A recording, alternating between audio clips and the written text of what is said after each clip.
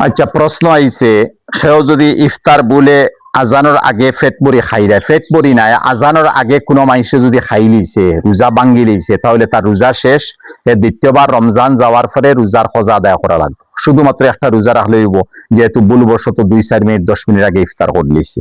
OLA আবার প্রশ্ন আইছে, রোজা অবস্থায় ফেটো গুলি গেলে কি, যেমন গুলি আছে হইতে বুঝিয়ার ট্যাবলেট ক্যাপসুল কোনো মানুষে হয়তো আনা ফানিয়ে খাইছে, তার রোজা যাইব গিয়া।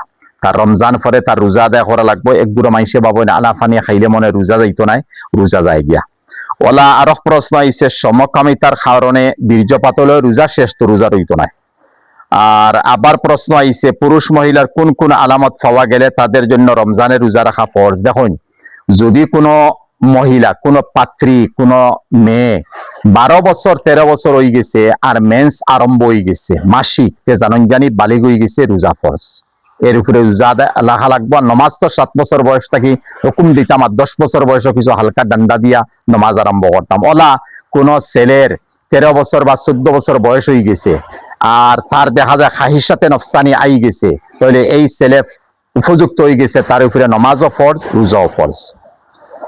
আবার রোজা অবস্থায় টুথপেস্ট বা মাঞ্জন ব্যবহার করলে দেখুন, এটা ব্যবহার করবার আর মকরু হয়ে যায়। আর যদি ভিতরে গেছে গিয়ে এই মতো জিনিস সকলতে, তো রোজা হইতো নাই, আপনি দ্বিতীয়বার রোজাই করে খোঁজা আদায় করা লাগবে।